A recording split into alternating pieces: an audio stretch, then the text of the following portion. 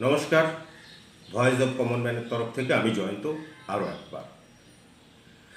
দেখুন, আমরা পরপর আরজি কর নিয়ে আমরা ভিডিও করে দিয়েছি। আপনাদের সঙ্গে আমরা আমাদের অনুভব, আমরা কি ভাবছি সেটা আপনাদের কাছে পৌঁছে দেওয়ার চেষ্টা করেছি। আপনারাও বিভিন্ন মন্তব্যে আমাদেরকে পরামর্শ দিয়েছে। সত্যি এটা ভালো লাগে যখন দেখি আমাদের শ্রোতাদের সঙ্গে, আমাদের দর্শকদের সঙ্গে একটা মেলবন্ধন তৈরি হচ্ছে। খুব ছোট হলেও, আমাদের সংখ্যা খুব ছোট হলেও একেবারে কিন্তু নগণ্য নয়। সেই জায়গা থেকে যারা আপনারা আমাদেরকে উৎসাহ দিচ্ছে, অবশ্যই তাদের কাছে আমরা কৃতজ্ঞ। আর আগামী দিনে আশা করি আরও অনেক মানুষ আমাদের সঙ্গে থাকবে। যেটা বলছিলাম, আমরা পরপর আরজি করের বর্তমান অবস্থা নিয়ে, এই আন্দোলন নিয়ে আমরা পরপর বলে দিয়েছি, কথা বলেছি। আজকে আমরা একটু অন্য বিষয়ে কথা বলতে চাইছি। এই মুহূর্তে আমাদের রাজ্য আরজি কর নিয়ে তোলপাড়। এখনো পর্যন্ত, আজকের দিন পর্যন্ত প্রত্যেক দিন কোনো না কোনো নতুন আন্দোলনের ধারা আমরা দেখতে পাচ্ছি। জুনিয়র ডাক্তার, তার সঙ্গে আমাদের নাগরিক সমাজ, তার সঙ্গে বিভিন্ন রাজনৈতিক দল, এমনকি শাসক দলেরও কেউ কেউ কী হচ্ছে, আমাদেরকে উৎসাহিত করছে, আমরা বিচার চাইছি। তারই মাঝে কিন্তু আমাদের রাজ্যে অনেক ছোট ছোট ঘটনা ঘটে যাচ্ছে। আমাদের দেশে প্রত্যেক দিন অনেক ছোট ছোট ঘটনা ঘটছে, যেগুলোর দিকে কিন্তু আমরা নজর দিচ্ছি না। সেরকমই একটি ঘটনা, যদিও সেই ঘটনা ছোট নয়, যা আগামী দিনে আমাদের দেশে একটা নতুন ভবিষ্যৎ তৈরি করতে পারে। সেটা হচ্ছে এক দেশ এক ভোট। এই প্রস্তাব কালকে কেন্দ্রীয় মন্ত্রিসভা অনুমোদন করেছে। আসুন আমরা আজকে একটু সেই বিষয়টা নিয়ে কথা বলি। এক দেশ এক ভোট সত্যি কি করা সম্ভব? এটা যদি হয়, কার লাভ হবে? আমজনতা, বিরোধী রাজনৈতিক দল, যারা কেন্দ্রীয় ক্ষমতায় আছে তাদের, নাকি কারোরই না? এই যে প্রস্তাবটা, এই প্রস্তাবটা কিন্তু নতুন নয়। মোটামুটি স্বাধীনতার পর থেকে 1967-68 সাল পর্যন্ত কিন্তু আমাদের দেশে লোকসভা এবং বিধানসভা নির্বাচন একসঙ্গেই হতো। তারপর রাজনৈতিক পরিস্থিতি বদলেছে। অনেক রাজ্যের বিধানসভা ভেঙে গিয়েছে মাঝপথে, তার মেয়াদ পূর্ণ করতে পারেনি। লোকসভাতেও সেরকমই ঘটনা ঘটেছে।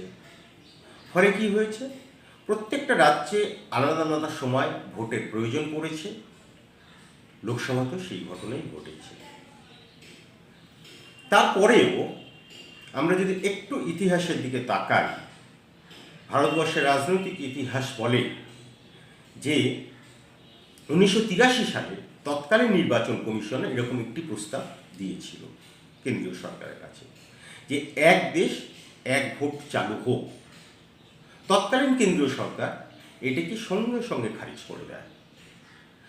এর ওপর 1999 সালে আইনসভা এইরকম আরেকটি প্রস্তাব, যে এক দেশ এক ভোট করা সম্ভব কিনা খতিয়ে দেখতে বলেছিল কেন্দ্রীয় সরকারকে।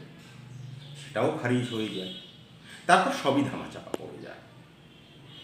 কিন্তু প্রবল জাতীয়তাবাদী পার্টি বিজেপি, যারা দেশ ছাড়া সত্যিই অন্য কিছু ভাবেন, অন্তত মুখে সেই কথাই বলে, তারা 1914 সালে নির্বাচনে আসার আগে নির্বাচনের ইস্তেহারে তারা এই দাবিটি রেখেছিল,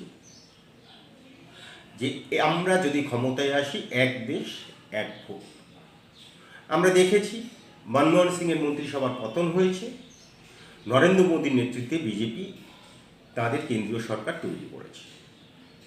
বিজেপি তখন তুমুল জনপ্রিয় পার্টি, দেশের মধ্যে মনে সর্বাধিক জনপ্রিয় পার্টি সেই সময় বিজেপি।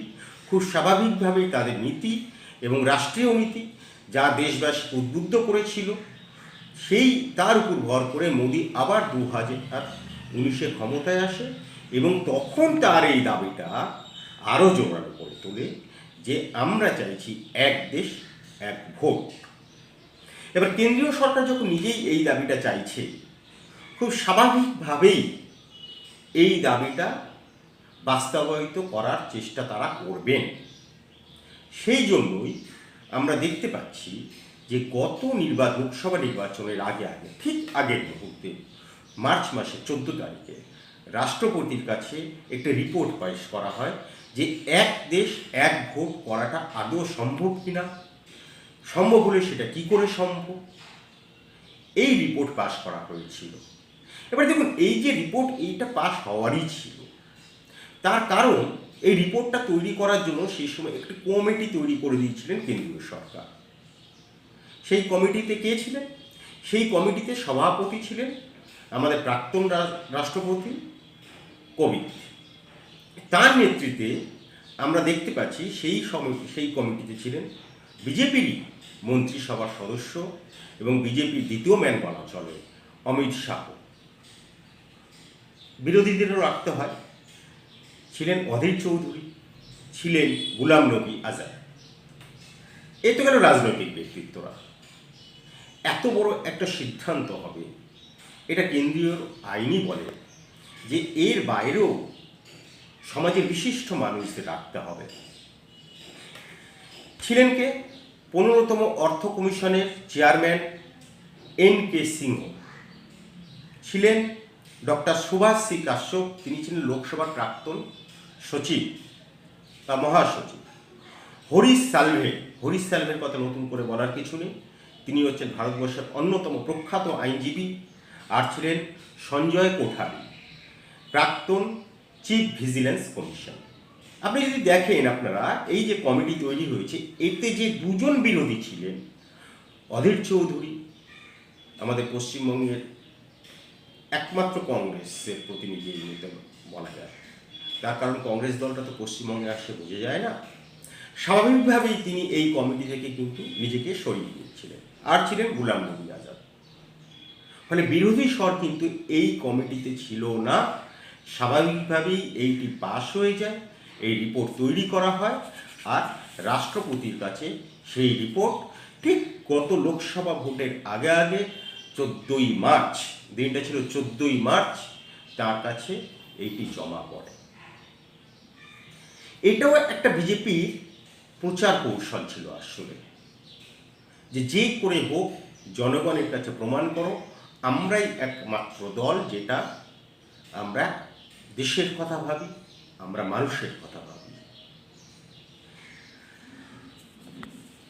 8 খণ্ডে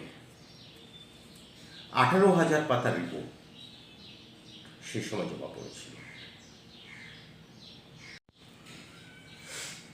আর গতকাল সেই রিপোর্ট মন্ত্রিসভায় পাশ হয়েছে প্রস্তাব হিসেবে, যে এইটি যেটা এরপর আমরা লোকসভায়, রাজ্যসভায় এবং বিধানসভাগুলোতে দেখতে পারবো আলোচনায়। তারপর সেটি আইন হবে, সেটা অনেকটা দেরি আছে। অনেকেই দেখছিলাম কালকেই মাতামাতি শুরু করেছে, এবার বুঝি একটা দেশ একটা ভোট, একটা দেশ। ব্যাপারটা কিন্তু মোটেই অত সোজা নয়। এই যে রিপোর্টটা, এই রিপোর্ট যদি এবার আইনে পেশ করতে হয়, তা কিন্তু বিজেপি খুব সহজে পারবে বলে মনে হচ্ছে না। তার কারণ আছে কতগুলো। আবার বিজেপি তো করেও ফেলতে পারে, ঘোড়া কেনা বেচা তো চলেই। কেন বলছি কথাটা? সংবিধানের পরিবর্তনের প্রয়োজন হবে এক্ষেত্রে। আমাদের লোকসভার মেয়াদ 5 বছর, রাজ্যসভার মেয়াদ 5 বছর। আমরা এরপর যখনই কোনো নির্বাচনে যাব, কেন বলছি কথাটা? আমাদের লোকসভা 5 বছরের মেয়াদ, বিধানসভাগুলোরও 5 বছরের মেয়াদ। এক্ষেত্রে অনেক বিধানসভা, যখন আমরা পরবর্তী এক দেশ এক ভোটের পদ্ধতিতে যাব, তখনও কিন্তু অনেক বিধানসভা তার মেয়াদ উত্তীর্ণ করতে পারবে না। ফলে স্বাভাবিকভাবেই তাকে মাঝপথে ভেঙে দিতে হবে। আবার কোনো কারণে লোকসভা যদি আগে ভেঙে ফেলতে হয়, তখন বিধানসভাগুলোকেও ভেঙে দিতে হবে। তাহলে কি পদ্ধতিতে হবে এই নির্বাচন? এইরকম অনেক প্রশ্ন আছে। কিন্তু তারও আগে এই যে প্রস্তাব, এটাকে যদি আমাদের আইনে পরিণত করতে হয়, তাহলে সংবিধানের পরিবর্তনের প্রয়োজন হবে। আর সংবিধান প্রয়োজন এরকম কিন্তু নয়, যখনই পরিবর্তন হবে ব্যাপারটা কিন্তু এরকম নয় যে সরকার সংখ্যাগরিষ্ঠ আছে তারা ধ্বনি ভোটের মাধ্যমে বা ভোট দিয়ে তারা বিষয়টাকে পরিবর্তন করে ফেললো, সেইটা কিন্তু হবে না। এক্ষেত্রে কি করতে হবে? এক্ষেত্রে 2/3 সংখ্যাগরিষ্ঠতা কিন্তু দরকার হবে। এক্ষেত্রে কি হবে? এক্ষেত্রে আইনসভার দুটি কক্ষে, উচ্চসভা এবং নিম্নসভা, রাজ্যসভা এবং লোকসভা, দুটি ক্ষেত্রে 2/3 অনুমোদন প্রয়োজন হবে। এই 2/3 অনুমোদনে কিন্তু বিজেপি একটা আটকে যাওয়ার সম্ভাবনা থাকছে। কারণ লোকসভায় 72 জন এনডিএ, বিজেপি বলা ভুল, এনডিএ আটকে যাওয়ার সম্ভাবনা থাকছে। কারণ লোকসভায় এনডিএ 2/3 থেকে 72 জন, আর রাজ্যসভায় 52 জন, এখনো পর্যন্ত কিন্তু কম রয়েছে। ইতিমধ্যে কিছুটা পরিবর্তন হয়তো হয়ে যাবে, রাজ্যসভা লোকসভা না হলেও রাজ্যগুলোর ক্ষেত্রে পরিবর্তন হবে। তার কারণ হরিয়ানা, জম্মু কাশ্মীর, এখানে বিধানসভা নির্বাচনের ফল এর মধ্যে হয়তো আমরা পেয়ে যাব শীতকালীন অধিবেশনের আগে। আবার মহারাষ্ট্রেও ভোট রয়েছে, সেটির ফলাফল হয়তো শীতকালীন অধিবেশনের আগে সেটাও চলে আসতে পারে, যে কোনো দিনই ঘোষণা হতে পারে। সেক্ষেত্রে রাজ্যগুলির কিন্তু অনুমোদন হয়তো বিজেপি, যদি এনডিএ ক্ষমতায় আসে সেই জায়গায় বিজেপি হয়তো সহজেই পাবে। কারণ উচ্চসভা এবং নিম্নকক্ষ, উচ্চকক্ষ এবং নিম্নকক্ষ সংসদের এইখান থেকে 2/3 সংখ্যাগরিষ্ঠ অর্জনের পর যেহেতু রাজ্যগুলোর স্বার্থ জড়িত আছে এই এক দেশ এক ভোটে, তাই জন্য রাজ্যগুলোর বিধানসভারও অনুমোদন প্রয়োজন হবে। একটা সংবিধানের পরিবর্তনের ক্ষেত্রে এইটা খুব জরুরি। সেক্ষেত্রে ধরুন তৃণমূল, আমাদের পশ্চিমবঙ্গ তার সমর্থন করবে না, সেটাই স্বাভাবিক। বিরোধী শক্তি কেন এইগুলোকে কংগ্রেস শাসিত যেগুলো আছে, যে রাজ্যগুলো আছে, সেখানে তো করবে না। সেক্ষেত্রে বিজেপি যদি 50% রাজ্যে অনুমোদন আদায় করে নিতে পারে, এবং সেটা সহজেই পারবে, 50% পেয়ে যাবে, সেক্ষেত্রে এনডিএ জোট যদি পেয়ে যায়, তাহলে কিন্তু সেইটা সহজেই আইনে রূপান্তর করা যাবে এবং আমরা এক দেশ এক ভোটের মাধ্যমে যাব। এবার আমরা একটু দেখি এইটা সুবিধে কী কী আছে। বিজেপি বলছে, বা আরও বলা ভালো এনডিএ বলছে, যে এই পদ্ধতিতে সব থেকে যেটা সুবিধে হবে সেটা হচ্ছে এই যে প্রচুর ব্যয় করে নির্বাচন কমিশন, একটা ভোট করাতে গেলে যে ব্যয় করে, যে অর্থ ব্যয় হয়, সেটা তো আমাদেরই টাকা, জনগণেরই টাকা, সেই করেরই টাকা, সেইটা অনেক সাশ্রয় হবে। সঙ্গে রাজনৈতিক দলগুলোরও ব্যয় কিন্তু কমে যাবে। ঠিকই কথা, কিন্তু আমরা যখন এই পদ্ধতিতে যাব তখন পরিকাঠামোর ক্ষেত্রে এককালীন ব্যয় কিন্তু অনেকটা বেড়ে যাবে। তার কারণ ইভিএম মেশিন, ভিভিপ্যাট সবই কিন্তু ডাবল লাগবে। আর কি বলছে আরেকটি খুব সত্যিই ভালো, সেটা হচ্ছে আমরা দেখি যখনই কোনো নির্বাচন আসে তখনই কি হয়, তখনই সকল পরিষেবা, সরকারি পরিষেবাগুলো, সকল প্রকল্পগুলো আটকে যায়। তার কারণ ভোট ঘোষণা, দিনক্ষণ ঘোষণার পর থেকেই সরকার আর নতুন কোনো কাজে হাত দিতে পারে না।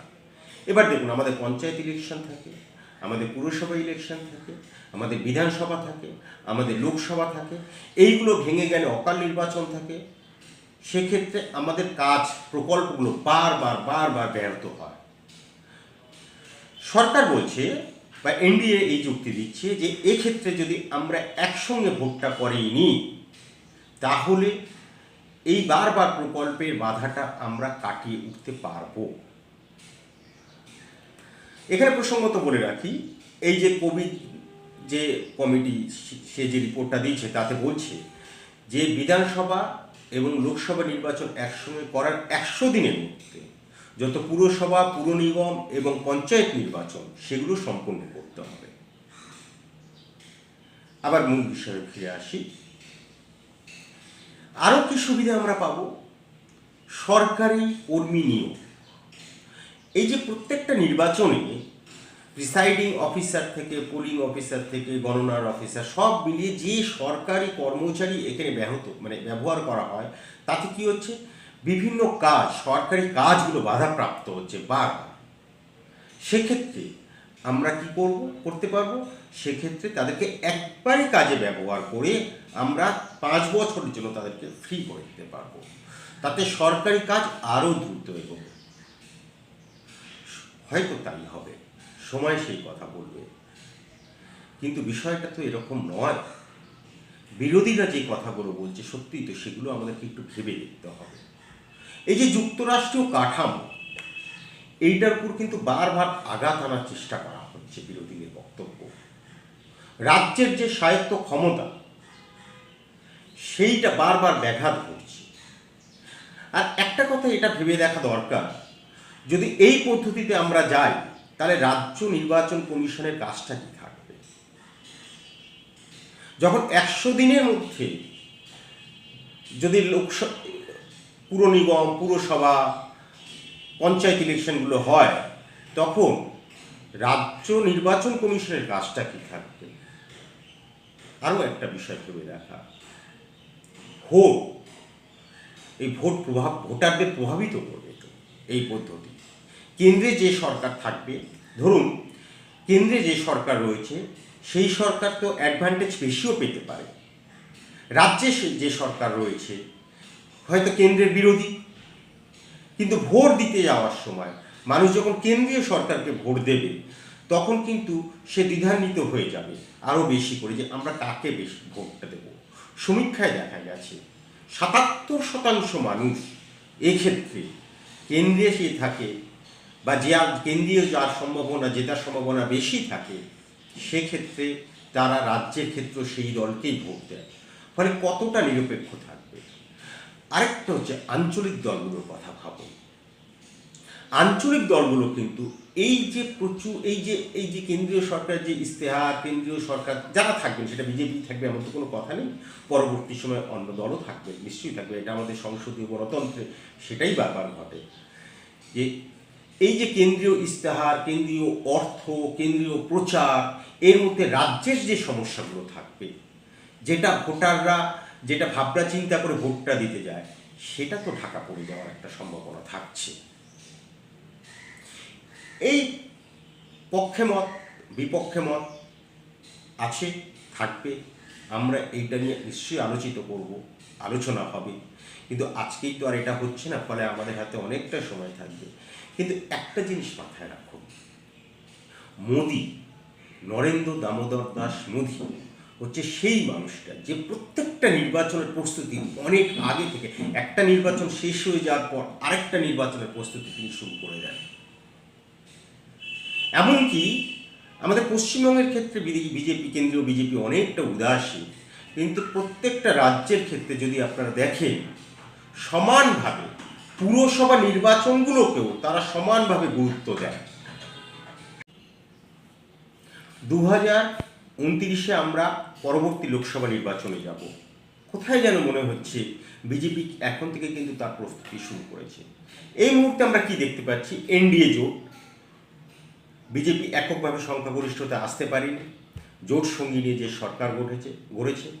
আর উল্টো দিকে আইএনডিআইএ জোট, ইন্ডি জোট যেটাকে বলা হচ্ছে, তারা আমরা ভোটের আগেই দেখেছি তাদের প্রচুর মতবিরোধ। পশ্চিমবঙ্গের ক্ষেত্রেই আমরা দেখেছি তৃণমূল একবার বলছে আমি আছি, আরেকবার বলছে আমি নেই। এই যে মতবিরোধ, এই মতবিরোধ যদি আগামী দিনে যদি ইন্ডি জোট কতদিন টেকে, তাহলে আগামী দিনে যখন আমরা এক দেশ এক ভোটের মাধ্যমে যাব, তখন এই আঞ্চলিক দলগুলো যারা নিজে নিজে রাজ্যে ক্ষমতা পাবে, তারা এই জোটটার মধ্যে থাকতে পারবে কি? তখন তো এই জোটটা ভেঙে যাবে। এখনই বলছি, যেটুকু আমরা সাধারণ মানুষ রাজনীতি বুঝি, তখন নিজেদের স্বার্থের জন্য দলগুলো নিজেদের স্বার্থের জন্য কিন্তু এই জোট তখন তারা ভেঙে দেবে। কোথাও কোনো তখন ওই প্রার্থী মিলিঝুলি করে একটা দাঁড় করানো হলো, সেই ব্যাপারটা কিন্তু আর থাকবে না। আর এর পুরো ফায়দা তুলবে হচ্ছে বিজেপি। আর যদি সত্যিই তা হয়, তাহলে বিজেপির ক্ষেত্রে কিন্তু এক দেশ এক ভোট খুব খুব কার্যকরী এবং বিজেপি একটি স্বার্থ সত্যিই চরিতার্থ হবে। আর এই বিষয়টা সময় বলবে, আমরা কেবল নজর রাখতে পারি। আর একটা কথা, প্রতি মুহূর্তে আমরা আন্দোলনে রয়েছি, কার্যকর আন্দোলনে রয়েছি, আমরা যেন সেখান থেকে ফিরে না যাই। আর আমাদের এই প্রত্যেকটি পর্ব কেমন লাগছে জানাবেন। যদি ভালো লাগে সঙ্গে থাকবেন, পাশে থাকবেন, সাবস্ক্রাইব করবেন, লাইক দেবেন, কেননা আপনারাই কিন্তু আমাদের ভরসা। ধন্যবাদ।